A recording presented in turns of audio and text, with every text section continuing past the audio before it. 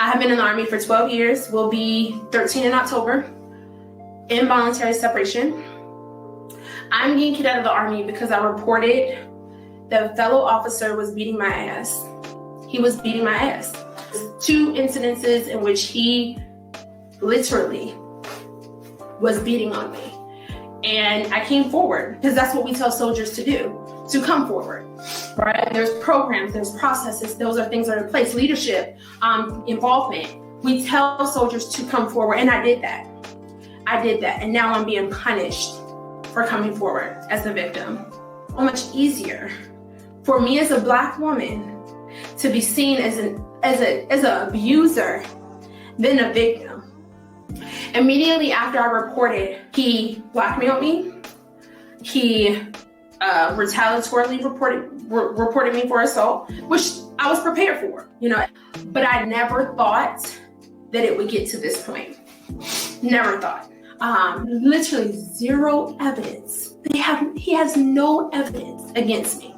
I presented my case with 22 pieces of evidence, receipts, actual receipts, including messages where he apologizes for beating me, messages from his parents thanking me for not reporting their son the first time, audio recording of him hitting me, and that wasn't enough. That has not been enough. Be strong. I'm a leader. I'm a leader in the Army. Be strong. I shouldn't have to be this damn strong. I shouldn't have to. I shouldn't have to be this strong at all.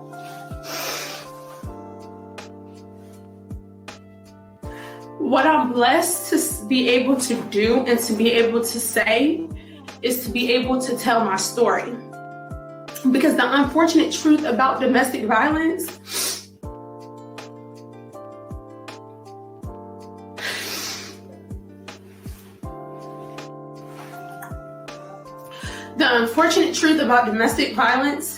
is that not everyone is able to tell their story.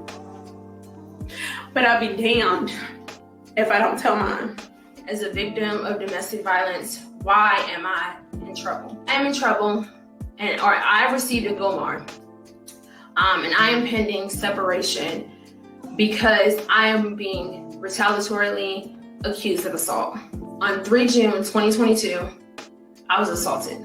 3 parties were present. 3 officers were present during that assault. 1, my abuser. The second one, another officer, and myself, who I considered at that time a friend. My abuser, I was in a relationship with. On 3 June 2022, I was assaulted. I did not report it. On 16 July 2022, I was assaulted. That assault resulted in me being thrown from a car, dragged with the car, and being hospitalized. I reported that assault and therefore reported the one in June. Once I came forward and reported the assault, I was then accused by my abuser's best friend of assault. My abuser did not assault me, that he was actually defending his best friend. That is what I'm being accused of. Investigation started initially after I reported. An MPO was in place on all parties. MPI got involved. I took the additional step and got a restraining order. I'm in Germany, so I got a restraining order here in the city that I live in as an additional precautionary measure. MPI started an investigation. Due to the nature of the situation, CID then got involved. CID did an investigation. CID did an investigation where I was questioned, my abuser was questioned, and the best friend was questioned.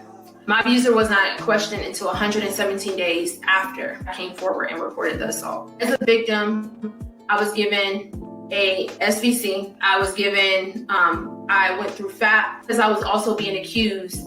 I was required to attain a trial defense attorney, a TDS. I have been going through this process now for a year. Last month, I ended my TDS attorney and I employed a civilian attorney. Within 1 month of employing a civilian attorney, I was able to get all of the information that my TDS attorney was not able to get, to include pertinent information that completely negates everything that I'm being accused of. Able to get a legal analysis pointing out all of the flaws and errors and lack of information in that investigation. Once CID did their investigation, then a case file is presented. Case file then goes to the Command in General. The Command in General then reviews the case. A temporary or pending determination is made. That was a GOMAR for me. So a GOMAR was presented to me for assault. The GOMAR stated that I had assaulted the best friend. Once I received the GOMAR, I was given the opportunity to submit a rebuttal. What was realized as I was getting all of the information, and at this time I was still working with my trial defense attorney, what was realized is that none of the evidence that I gave to CID, gave to MPI, gave to both channels was included in my case file. None of the evidence. So with the rebuttal, that's when I presented all of the evidence again and referenced that I had initially included all of that evidence and that it was not included in the case file. So I submitted the rebuttal, and the rebuttal went through my chain of command, from my company commander to my battalion commander to my brigade commander and to the CG. The rebuttal is a determination of whether or not the GOMAR should be filed locally. Once I leave the unit, it's almost similar to a company grade Article 15. So once I leave the unit, it's gone, essentially. Or a permanent GOMAR. For an officer, a permanent GOMAR initiates separation.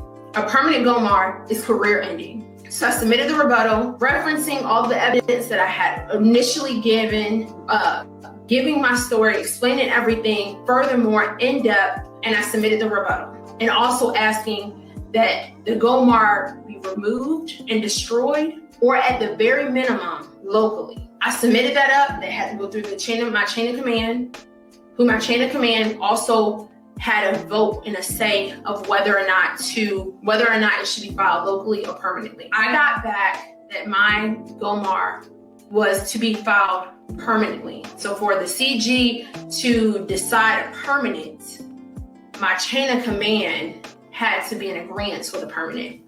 So I went to my company commander to get clarification as to why would a permanent GOMAR even be considered? And I was told by my company commander, it took him 4 hours to make the decision. He said it was the hardest decision. He said it was so hard, but because it took him 4 hours. It took him 4 hours to decide the last 12 years of my career. He said it wasn't anything personally. He said he knows I am a good person, but he had to think about the overall soldiering concept, and that I am still nursing an injury from being thrown out of the car. I go to behavioral health because of everything that I've endured, and I have a lot of things that I'm working out mentally. And so he said, with a clear conscience, I'm in the right state of mind. His words, not mine, but I am not in the right state of mind to be in front of soldiers. For the end of the conversation, I told him that he was wrong. And if I am retained in the Army, that I'm going to prove every single one of them wrong. My civilian attorney was able to obtain information that my trial defense attorney was not able to do so. And we were able to reveal so many inconsistencies, so much information that was not included, evidence that was not presented, statements that were, and CID is doing an investigation, you are speaking, right? And they are jotting it down. The CID investigating officer was writing down incorrect information, writing down paraphrase things, missing valid information that was being stated for both parties. Inconsistencies in both of their stories, but inconsistencies all throughout. I am being separated from the Army because I came forward as a victim. Because if I did not report this, if I did not report that this man assaulted me, I wouldn't have been retaliated against. So once I came forward, that's when I was accused of assault. So if I never came forward, if I never said anything, I would not be going through what I'm going through. I would not be fighting for my career. What I also know could have potentially happened is that if I did not come forward, I could potentially not be here.